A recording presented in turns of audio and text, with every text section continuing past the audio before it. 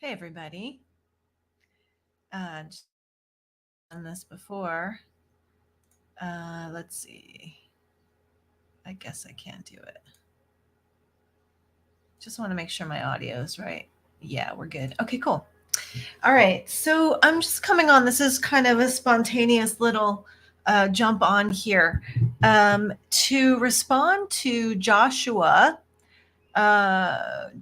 Ricks 3870 on YouTube. I was starting to type a response out and then I figured it's just much easier to talk about it. So Joshua writes in the comment of one of the light body videos that I posted a few years ago. He writes that his hand chakras became activated a few months ago, and now he's having this experience of feeling the energy of crystals and plants and seeds, and he finds it really, really incredible. Let's see. He wants to know what's the purpose of the gift. And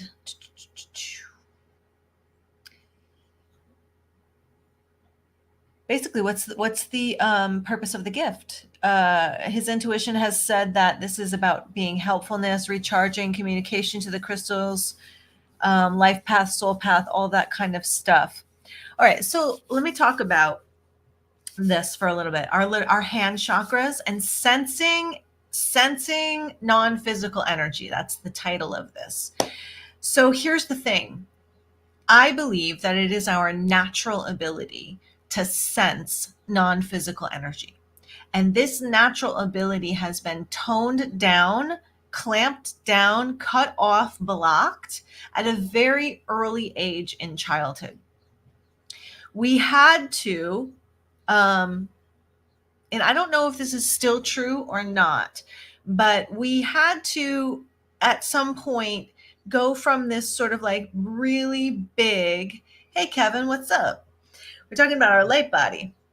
So we had to go from this really big experience of our soul and being in our soul and being sort of in communication with the non-physical realm as children and focus our attention and our awareness into the physical realm as children for the purpose of surviving in the physical realm, for the purpose of being really focused, surviving, being safe, and making sure the physical body could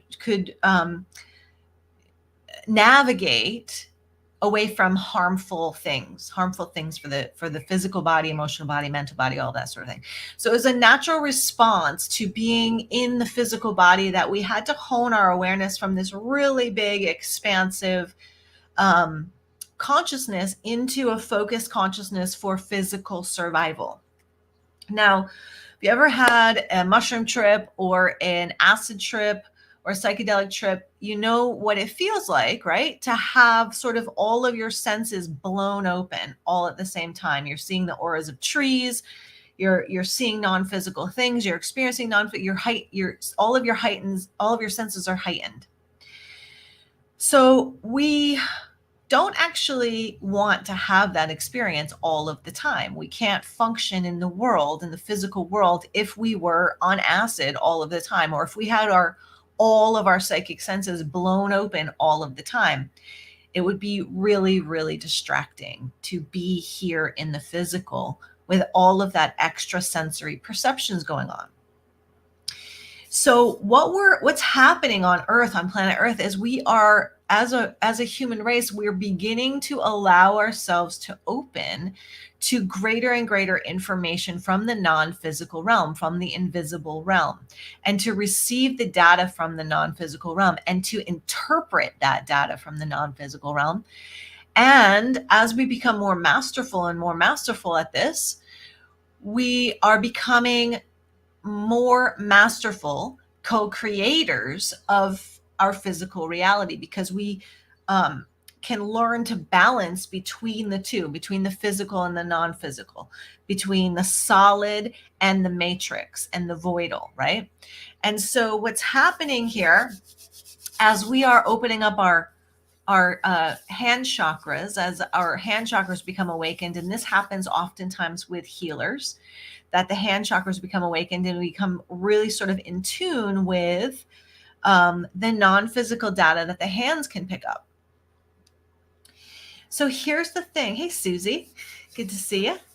So here's the thing with the non-physical data is that it's always available to us. It is a matter of where we're placing our awareness, where we're placing our attention in regards to what kind of data we're allowing into our mind. So I often take the light body students as sort of like this introduction to the light body. I take people into this sort of awareness exercise. And if you want to do it, I'll do it super quick with you guys. Close your eyes for just a second. Take a couple breaths in. And then become aware of your waistband of your pants, the feeling sensation of the waistband of your pants. Become aware of any hair that might be touching your chest or your shoulders or your face. Move your awareness to any sound that you may be hearing outside of the room that you're in. Become aware of any taste that might still be lingering in your mouth. Become aware of the temperature of the air around your body. And so if you were able to do that, and I'm sure that you were, it may have been a little bit fast. You can come back now. So if you were able to do that, what the point of that exercise is that all of those things that we just placed our awareness on, you're physically sensing them all of the time. You're physically sensing that I can sense the sound of the birds outside of this window. I can sense the children that are playing down the block. I can hear them. I can feel the chair underneath my body. I can feel the waistband of my pants. My mouth has a coffee taste to it still. Yeah. So all of that data is readily available to me at this moment, but I'm not consciously aware of all of it because it's not serving my path. It's not serving what I'm trying to do, what I'm trying to accomplish, to have all of that sensory data available to me all of the time. So it's the same thing with the non-physical data, with the non-physical sensory data, right? So if I needed to know what the temperature was outside, what was going on outside, I could listen and receive that information, right? If it was a busy street, if it was raining outside, and I could prepare myself for going outside in that way by looking outside, by sensing outside.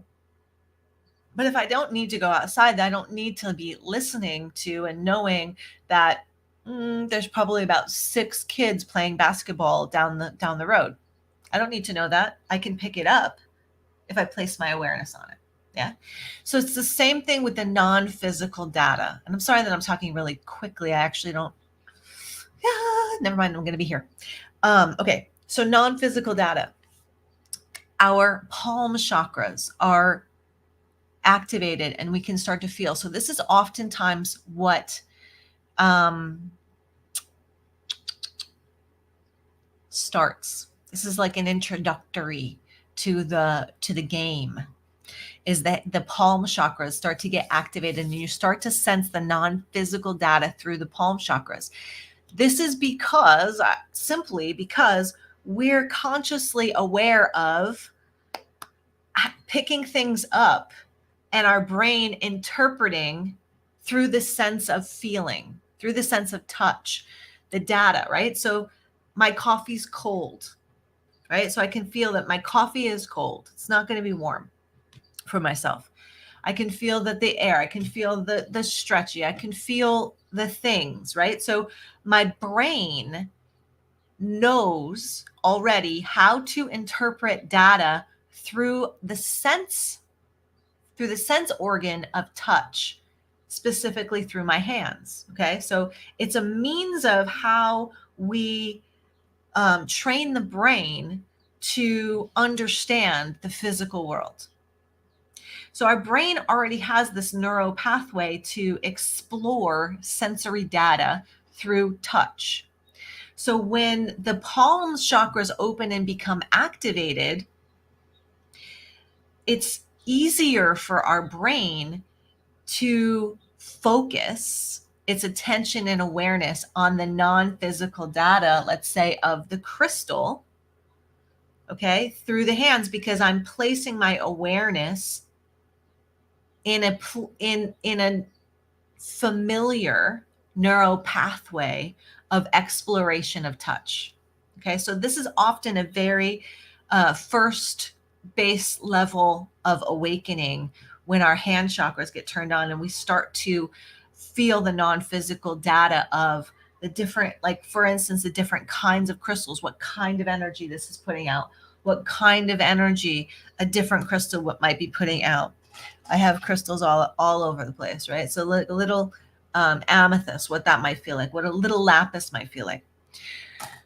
And you can start to begin to access and understand what kind of energy, non-physical data is actually within the different objects that you're feeling. You're feeling life force energy oftentimes, and specific flavors of life force energy. So for instance, a citrine crystal will be holding a specific quality of life force energy, whereas an amethyst will be holding a different kind of specific life force energy for the purpose of whatever it is that they are designed for. Okay. Human beings, plants, animals, all hold a different flavor of life force energy designed and packaged for a particular purpose to bring to the world. All right, what's the next question here? I'm responding to...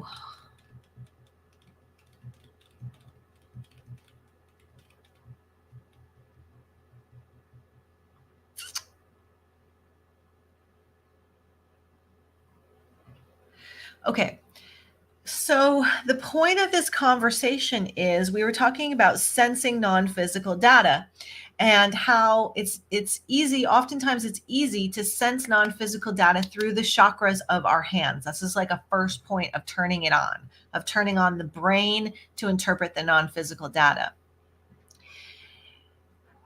As I've mentioned in previous videos, we're talking about the physical body. I want to switch your perspective from a deeply programmed thought form in human consciousness, which is that the soul is inside of your physical body. The soul comes into your physical body when you're born. The soul leaves your physical body when you die. That is a simplification of the truth, okay? And here's a larger simplification of the truth, okay? It's infinite, so we're just going to go to the next level with this. Your soul, your spirit is so big, so vast, so huge, so powerful, so infinite that it cannot physically fit inside of your physical body, like a genie. It can't fit in your physical body. So what's closer to the truth is that your physical body is inside of your soul body, inside of your light body, inside of your spiritual body. And this soul body, spiritual body, light body has infinite means of receiving data, understanding the physical and non-physical realms. The soul body, the spiritual body, the light body is unbound by time. So the light body and spiritual body can exist simultaneously from your point of conception and beyond to your point of transition and beyond. Your soul body or light body exists through time, through space, and can interpret data or pick up data from the past, from the future, from anywhere in the galaxy, any timeline. Great question, Susie. Let me come back to that though. So we just finish my thought here. Okay, so the sensory data is infinite. Where we place our awareness is the data that we're going to begin to interpret. Okay, so over here is my cold coffee. I don't need to know that my cold coffee is over here unless I want a sip of the cold coffee. And then I look with my eyes, oh, there it is. And I pick it up with my hands. And then I determine that, oh, that it's cold, right? And from there, I would make a decision to drink it anyways, or to go heat it up. That's the kind of data that you're going to pick up. You would look into the future. You'd place your awareness into the future. And let's do it as if you have a choice to make. I want to take, should I live here? Should I live there? Should I move here? Should I move there? Or should I take this job or should I take that job? You can move your conscious awareness, just like I had you do earlier in this discussion, from the waistline to your hair to the air and all of that nonsense. You can look into this choice point with your awareness or this choice point with your awareness, and then make your decisions based upon the qualities of the data that you're picking up in those choice points. And the reason why you can receive this information is because your soul, your spirit, your light body exists in both of those places simultaneously.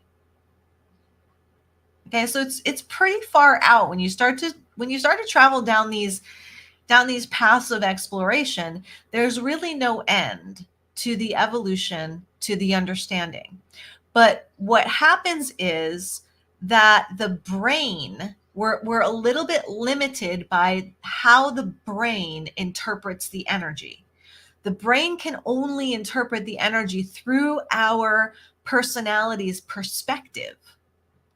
Okay, so we have to actually go beyond our personality perspective and begin to interpret the energy firstly, and then go beyond that personality perspective and receive the higher perspective of our soul and our spirit. But we need to build the neuro pathways that allow us to translate the non-physical data. We need to build the neural pathways through practice. Okay. And so one of the courses that I am devoted to teaching to the world is called Awakening Your Light Body. It is not my course. It's a course that was put out 20, 30 years ago by Orrin and Daben. It is a course that I took that had profound results on my life and on my consciousness, and has profound results on the consciousness of all of the students that have taken it with me. What this course does, this Awakening Your Light Body course, what it does is it trains your brain to interpret the non-physical data that your soul, your spirit, and your light body are constantly picking up, are constantly aware of.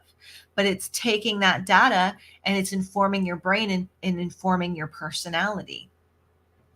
And you take yourself through a 6-month container with this course. You take yourself through a 6-month container and you do the practices, and you come out the other side. You're a different person. You've got these gifts turned on. You've got your neural pathways created in regards to how to interpret this data.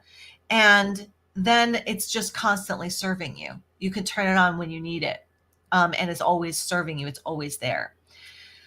Okay, so looking at, so that was Joshua's response to Joshua. So I hope that answered your question, Joshua.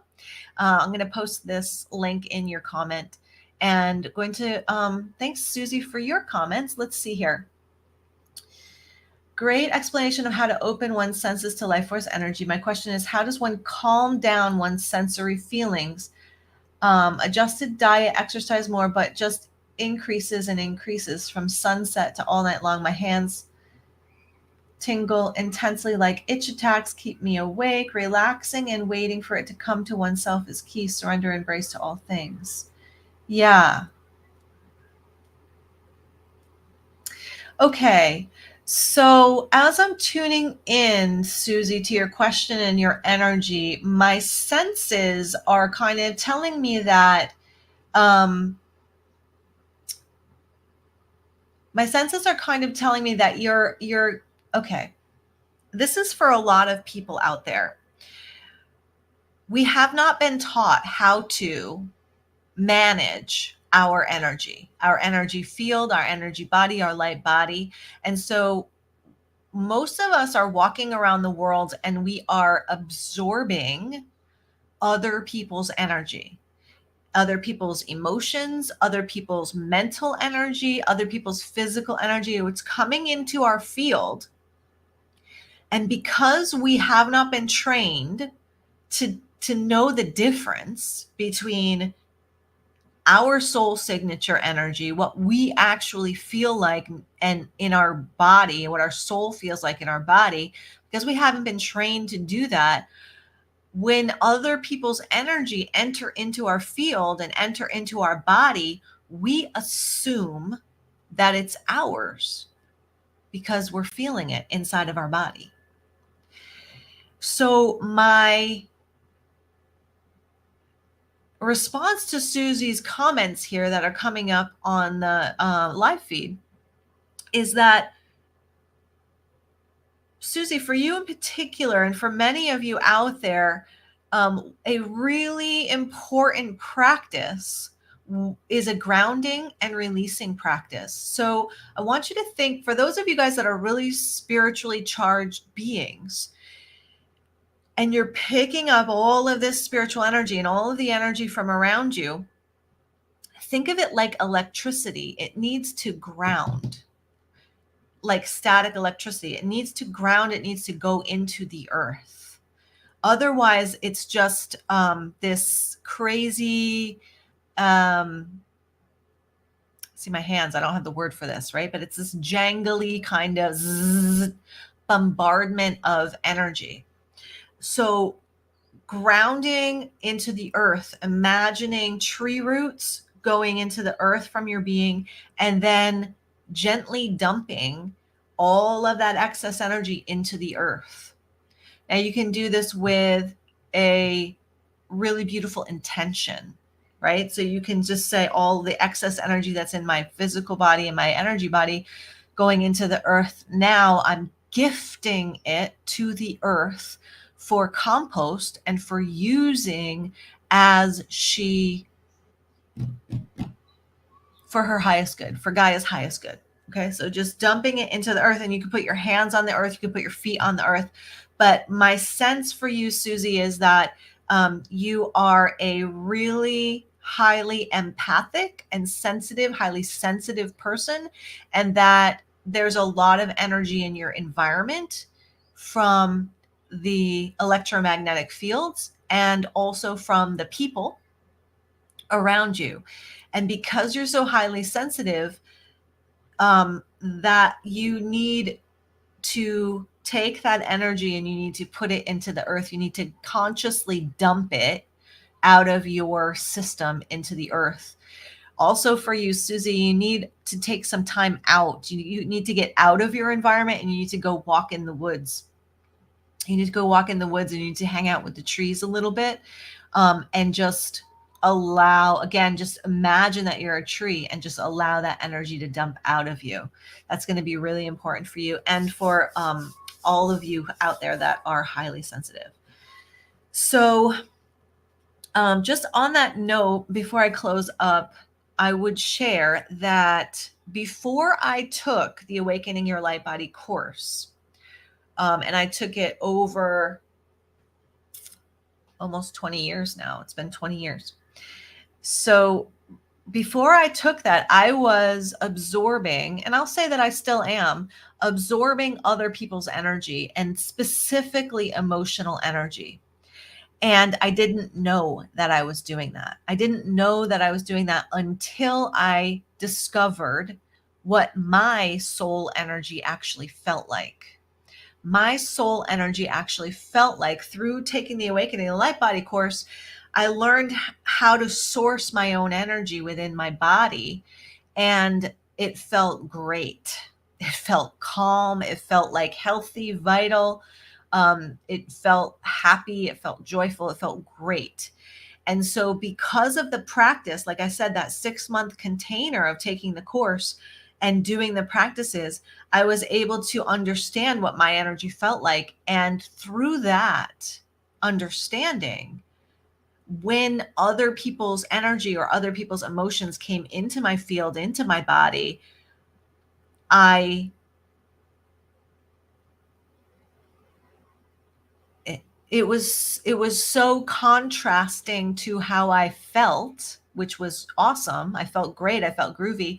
So when a contrasting energy came in from outside, it was so not normal for me that I understood that it wasn't actually sourcing from inside of my being. And so that was a big difference. So before Light Body course, I was always bombarded by other people's energy. You got it, Susie.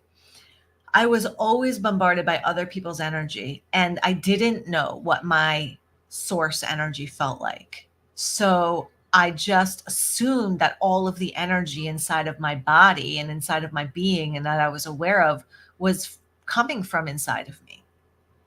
So it was a big shift to have that understanding, like, oh, this isn't even mine. This anxiety that I'm feeling in my body is not even mine. And so again, through the light body techniques, I was able to just say, oh, this isn't mine, and then transmute it. And so that's what's happening. That's what's happening with us as light workers, as empaths, as we become educated, as we train ourselves on how to master our self, our energy, and how to master turning on our well-being and being in peace and being in harmony. Then what happens is that we become, and this is the whole purpose for our being here as star seeds and light workers, we become the vessel, we become the portal for those energies to serve the world. Yeah. And so this was a very early understanding for me, because I was so bombarded with other people's energy. I understood it to be like I was walking through like the density, the soup of human consciousness every time I went to the grocery store. And I would be picking up all of that density and then carrying it home. That was previous to taking the Light Body course. After the Light Body course, I would walk through the grocery store. I would discern the energy within the store, but I was a vessel or a portal for the higher frequency energies that I was carrying. And because I could consciously stay in my center and stay in my source frequency, I became a source for that energy in the world. So if you guys are people, if those of you who are listening, if you're empathic and you're picking up on other people's energy, that's only one side of the coin of the empath. The other side is the transmitter. Okay, so if you have an understanding that everybody's walking around and our energy fields are merging and we're absorbing other people's negativity, and we are also absorbing other people's positivity. And as we grow as light workers and as we master our skills and our energy, we become that source of positivity in the world. And we make that positivity available in the world just through our being, just through our walking through the grocery store. We don't have to have conversations with people. We don't have to do any hoodoo voodoo on them. We don't have to Reiki them. We just have to walk through the store holding our source frequency, our soul signature. And as we hold that soul signature, we make it available We make available peace. We make available harmony. We make available joy into the space around us, just the same as a negative person brings in the negativity into a space. We're accustomed to thinking that the negativity is more powerful than the positivity. It's not true. The the what's more powerful is when we become conscious of our choice to not allow the negativity to push us off center, to push us out of our connection to our source or our soul signature. Yeah. So the power is in the choice. The power is in the knowledge of how to stay centered, how to master our own energy, and then to discern that other energy coming through and to say, oh, here's some negativity. Let me love that. Let me transmute that. I'm going to stay right here in my source and just let that pass through. Once we do that, we become the portal, we become the gateway of these positive energies to move through us into the world. And amazing, one of my favorite teachers, Michael Bernard Beckwith, of the Agape Spiritual Center out in Culver City, California, was one of my very early teachers. I love this man so much. But he spoke about, hey, Joshua, I see you there. I'll get to that in a sec. He speaks about the consciousness of positivity and the consciousness of a conscious person.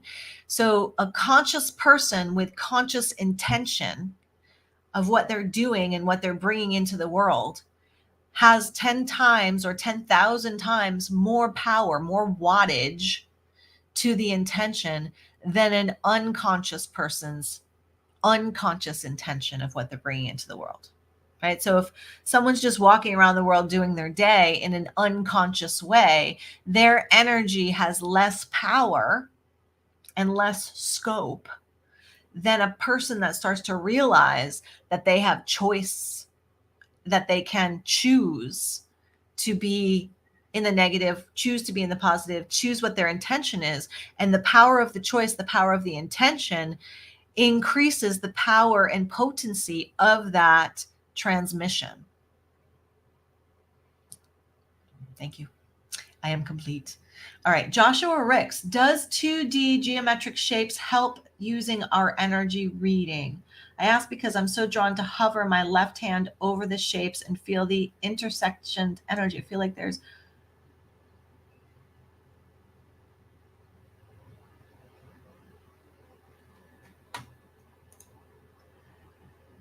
so this is Joshua. Are you the Joshua that you are? Joshua, did you realize that I'm on here talking to you? Did you know that? I started this based on your conversation on my YouTube thing. So I was going to text you this discussion because this is actually for you.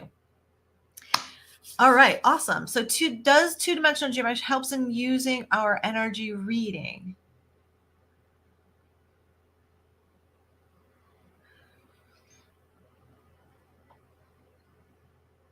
Okay, so what's coming through, Joshua, in regards to that, just to play out, I feel like I'm understanding what you're saying, but I may not be, but I'm thinking about like the flower of life and Metatron's cube. Is that what you're talking about? Like sacred geometry and using it on the two-dimensional scale? If that is what you're talking about, when you are playing with it with your hand and you're feeling the intersection of the geometry, start to imagine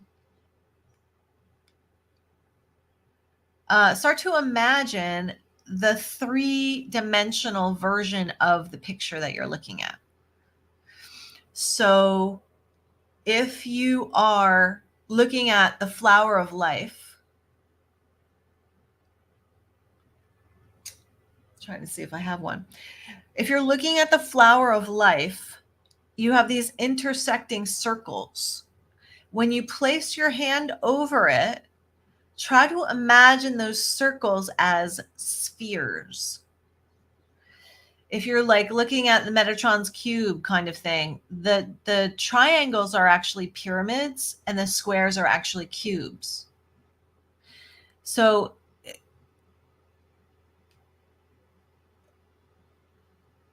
yes, so I'm going to leave that there. Joshua, do you have other questions in regards to that? Like what are you using the are you just playing with these geometric shapes right now? What are you doing with them?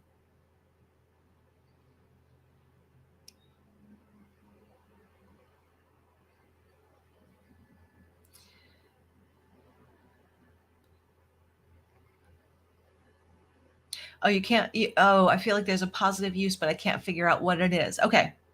Okay. I love this. Okay. Let me just do this. Okay. So the positive use of these symbols, I'm thinking about geometric shapes. So what you need to do in regards to what you're playing with is do some research on what these shapes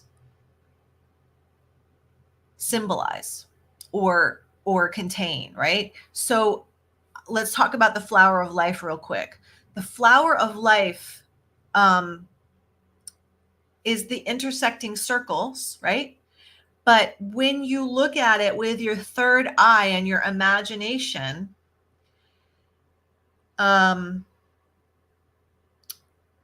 imagine spheres, interlocking spheres. And what the flower of life actually is cell division. It's cell division. It's like when one cell splits and becomes two cells. Those two cells split and become four cells. Those four cells split and become 8 cells. So that's the flower of life, is the cell division of an organism growing. So that symbol, the flower of life, is used for creation, for the purpose of creation. So when you're playing with these different geometric shapes and you want to start to like really get some hoodoo voodoo kind of stuff going on,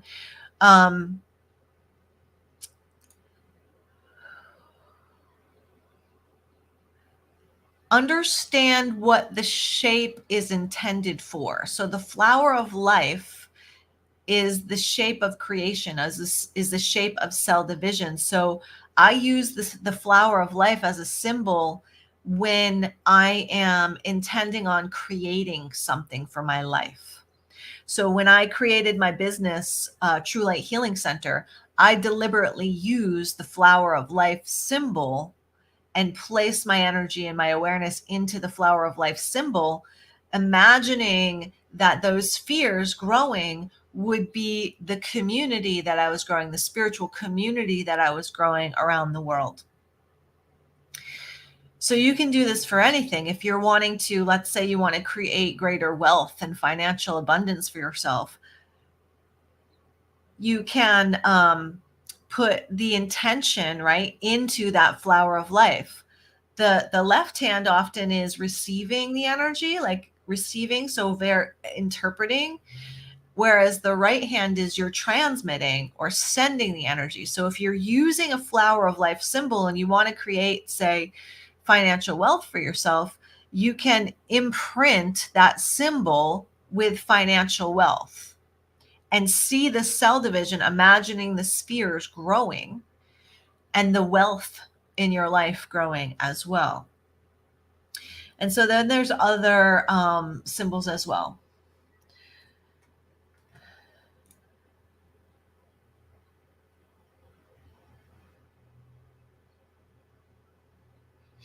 Yeah. Yes. Yeah. So Joshua, I mean, basically, and this is for everybody, if you have an interest in whatever you have an interest in, that's part of your soul path. That's part of your spiritual path. So if you have an interest in sacred geometry and learning what it is about, what it is about, do the research. Do the research, but also connect to your higher self and your divine presence. And what will begin to happen is you're immersing yourself in the sacred geometry. Choose one to play with. The Flower of Life, Metatron's Cube, the Sri Yantra, whatever one is really calling you right now. Choose that one, go deep with the research, and allow for your guidance to download to you the information that's pertinent to you. Does that make sense? And that goes for anything that you feel like learning right now. So I'll share with you human design. One of my best girlfriends is out in Los Angeles. Her name is Raquel Reina, and we've been friends for like 30 years. And she's deep into human design. Human design is a astrology. It's like founded in astrology, but it's taken to several different other levels. But it basically describes what your human auric type is and how your human auric type interacts with the energy of the world, and how your inner authority within that human auric type can direct you on your highest life path. So here's a plug for human design. You can get your free human design chart. You just need to know what the date and the time and the place of your birth is. Google free human design chart, plug in that information, and then go on YouTube and research human design auric type, whatever yours is, manifestor, generator, projector, whatever it is, and then human design inner authority, whatever yours is. Those are the two like major things to discover what your human design is and how it works for you in the world if you want to start that experiment. But my point is, my girlfriend, who is a projector in human design, she's an investigator. She goes in and she researches. That's her human design type, that she researches and she researches and she researches and comes up with all this information. I studied human design just a little bit to understand myself better. And what I'm sharing with you is that when you go in and you're looking for things, like there's a calling or a pulse within you to understand something, you research it at the mental level, but your guidance, your spirit will give you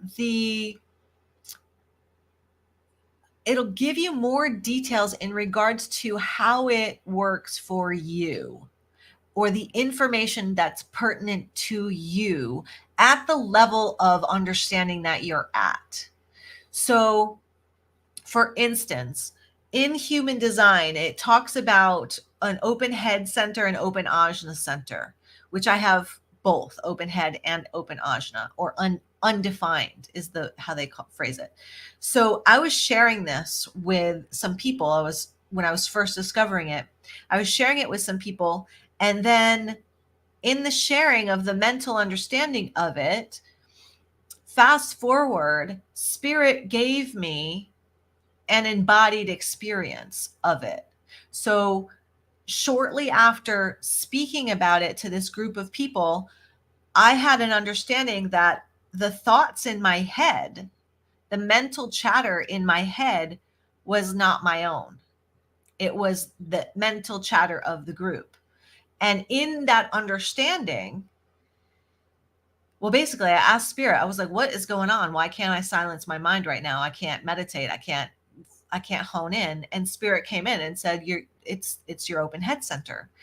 And Spirit deliberately gave me the experience of having other people's mind chatter in my mental body so that I could understand what that open head center was.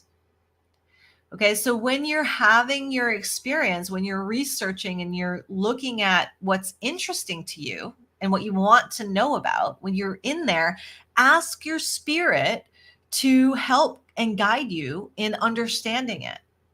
You'll have an embodied experience of what that is. It's not often comfortable. It's actually quite uncomfortable, but you would be having it anyway. You would have the experience anyway, but now you're ready to understand what that experience is. So once you understand what it is, like for instance, with this open head center with the human design chart, my open head center, I have the experience of everybody else's mind chatter in my head so that I can't meditate. Then I have to ask Spirit, well, what am I supposed to do about it? And then Spirit gave me guidance, and I did that thing that I was shown, and it cleared right up. It went right away. And it was part of the light body work, right? So it was part of my education in my awakening my light body that I had the tools to, what's it called? It was called frequency of transparency. Basically, was what it's called. I had the tools to allow my mental body to become transparent to the energy of the mental mind chatter around me, so that it could just move through instead of get stuck in my energy field. So that's what happened. So back to you, Joshua, in regards to the sacred geometry, or anybody that's listening, whatever it is that you're interested in, go do your research, play with it, understand it cognitively, and ask Spirit to give you a richer understanding with it. And I'll also share with you that my friend Raquel, who you'll find, she's all over YouTube, Raquel Reina, Human Design, and her partner Davidian, she just wrote a great book too, and it's actually being launched really soon. She had that similar experience with human design, where she started to read it, she started to absorb it cognitively. And then what happened was she started getting downloads in her dreams or in her dream time that gave her the larger understanding, the embodied understanding, and how it actually worked for her, and how it actually worked in the world in a much larger way than any book or any video could describe for you. So that's what I'm sharing with you guys. Are all masters. You're all masters. You're all wise, eternal spiritual beings. And it's just that when we're focused here in the physical, and we're focused on our identity in the physical, and our identity and our personality, that we forget that we have this greater body of our being, and this greater body of knowledge within our being. And so it's really important that we learn how to tap into that extra guidance and extra body, extra wisdom, this eternal self that has had lifetimes after lifetimes after lifetimes, that can guide us in this lifetime in the awakening that we are in the awakening that we came to accomplish within ourselves and within the world at large. This conversation has gone on way longer than I expected. Thank you guys all for the questions. Joshua Ricks, this was initiated from your conversation on my YouTube channel. So I'm going to put the link to this in that conversation as your reply. And what a wonderful synchronistic surprise to have you on here live with me. I hope all of you guys are well, and we're going to do this a lot more often, I can tell. All right. All my love to you. Peace out, Star Nation.